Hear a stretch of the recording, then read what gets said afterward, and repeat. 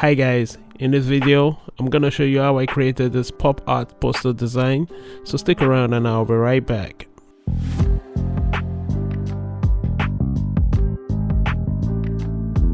Hey, welcome back. My name is Dari the Creator. I'm a visual artist and I like to share my thought process in creating digital artworks. If this is something you find interesting, then you are in the right place, my friends. So just hit the like button and subscribe to the channel.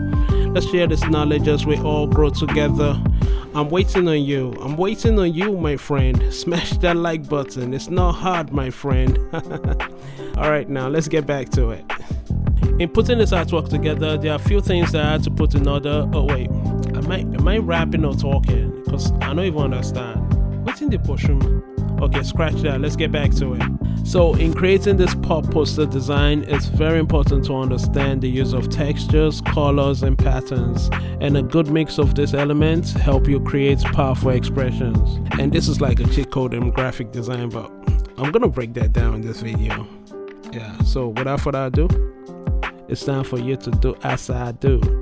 Like I do. Yo, now it's time to get into the world of Photoshop. Make I show you how to create this artwork with the pop. Now it be like saying my own self, it done too much. But now this design, they sweet me die, they give me joy. Okay, make I focus on this image on the artboard. Now maybe that's not the background I want come out. I use the pen to select the parts where I no want. And I go mask them off in future, so don't front. Oh, wait a minute. I need to be more specific, cause this rap thing, they make me feel like a gimmick. So basically what I'm trying to do with my image here is to knock off the part that I don't need. I don't need the body, I only need the hand and the head for the artwork, and so I'm gonna knock that off. And also I'll be using a gradient background. We'll be using an orange gradient background for this. That color kind of pops and that does the magic for me, so that's what we're gonna be using. I'm trying not to rap, but this beat makes me want to rap. You know what? So for that perfect cut, I used the pen tool for that. Then I created a base with them circles under his hands. And speaking of bass, I feel like it's the bass line that got me feeling like I got a rhyme every time, but I'm not missing out the details. You know, I went into camera raw to get this picture sharp, you know, give it some texture. I'm gunning for black and white, but it's gonna have strong contrast, very strong contrast. And yeah, I know I said I was gonna rap before, but can we just do that? Can we just learn and have fun at the same time? Thank you. Yo, and so I added curve adjustment layer to this to, you know, give it that dark contrast, and I also converted to black and white and increased the black in it. Yeah. So I used the circle shape in creating the glasses and the brush pattern looking good, fantastic. Now let me label my layers so I don't make a mess. You know, you keep it tidy if you wanna be the best. Now I'm back to the use of a pen. First I'm gonna fix the glass frame and then I'm gonna fix the air. This took a little bit of time, but then I know the rush. You know, gotta be perfect with every single touch. So don't get it twisted, guys. I did this a couple of times. I'm just rapping and talking on a beat. This is a speed art right now, so I did practice with a pencil before rapping on this mic. I'm just trying to present it in a simple form. So that's a disclaimer for you guys. You have to practice. That's it. And here I'm masking out the edges of the brush. I'm using a brush I created, a weird airbrush that I created.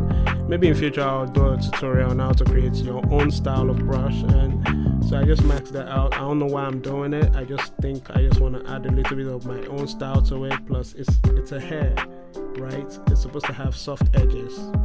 Think about it. So now I'll give it that green eyebrow, that Timmy Coca style shaped eyebrow. I mean, I saw it in its design first. I don't know if it's a thing, but if you don't know Timmy Coca, you should check him out. He's on Instagram. He's one of the best poster arts designer that I know. Yeah, I learned a lot from just studying his style. We already have something dope here. Moving on, I'm just freestyling, really. I'm not thinking too hard or deep about what I'm doing right now. I'm just freestyling. Now look at that. I think we're good. Now let's just add in some more shapes and abstract patterns and stuff, you know, just to create more interesting elements in there. We already understand we have a theme, we have a palette we're working with, and orange is like 80 to 90% of the artwork. Every other thing is just the black and white and just little colors here and there just to make it interesting. So with that in mind, I'm just going to be creating circles and different patterns in there. That's just it. I also added shadows, inner shadows and outer shadows for the circle. It's a lazy way to create a ball in Photoshop because I could as well just use the 3D, but I'm just having fun with this one. Plus I wanted it to be very quick. Yo, a little secret when I create an artwork. I try to listen to my heart but let my mind work. I trust the process knowing that it's gonna take me there, but sometimes I just don't know when to stop, y'all. I don't know if it's like that with you, but if it is, let me know in the comment section. Let's talk about it. How do you know that an artwork is done? Like, how do you know it? Is there a checkbox? And if there's a checkbox, what are those checkboxes like? What's it like? I understand the designer is supposed to provide a solution, but artwork is just an expression. So how do you know when to stop? Let me know in the comment section. How do you know when to stop? That's my question today. Please help me out with that, because I really don't know. Sometimes I just stop, and sometimes I look at an artwork and I feel like I need to improve on this. Like I made a mess. I need to rework this again. So help me out in the comment section. All right, thanks. Yeah, we're almost done. This looks good. All right, so I was gonna create like a love shape to hold him back, like his back, like background there, but who love it? I beg I don't touch your breakfast for that, Joe. No time.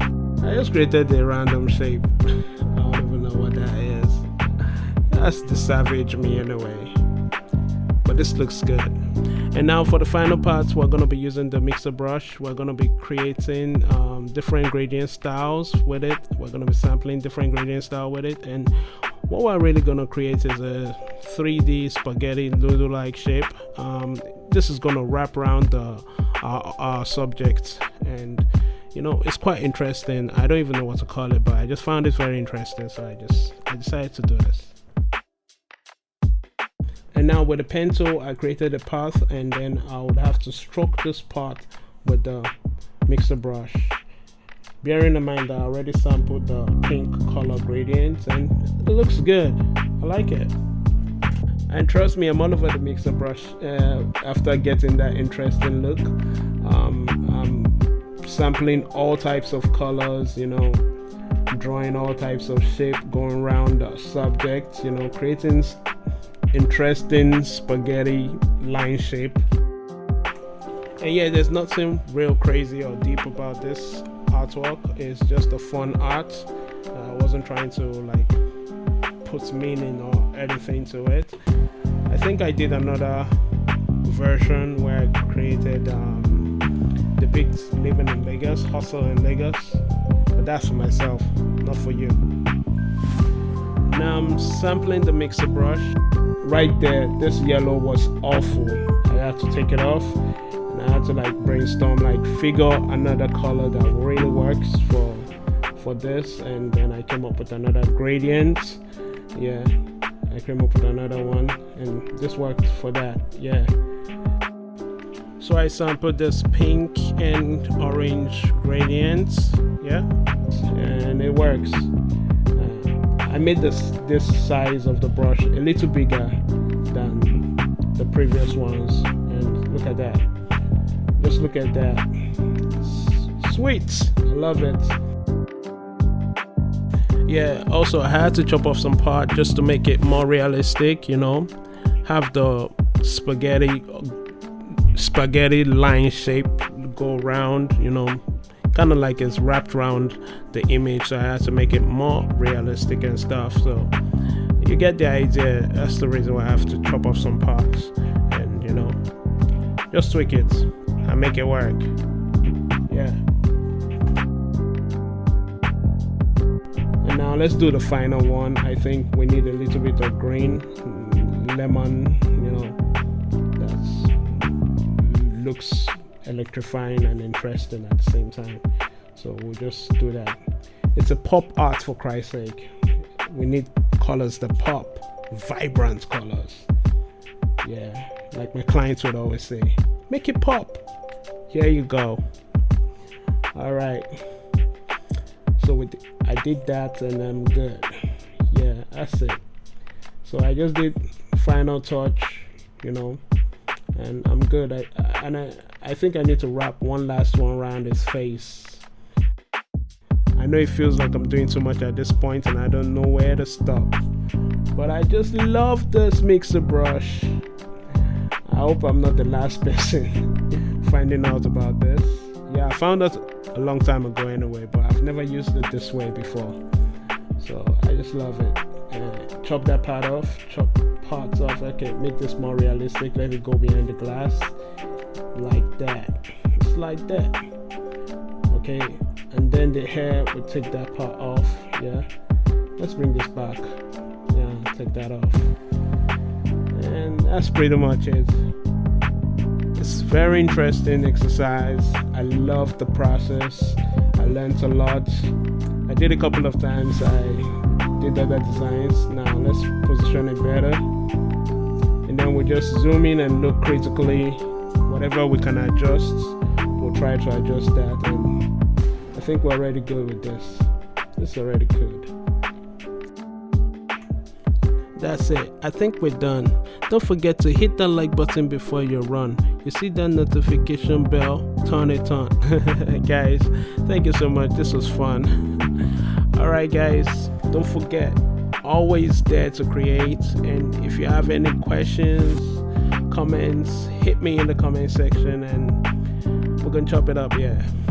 Until next time, peace.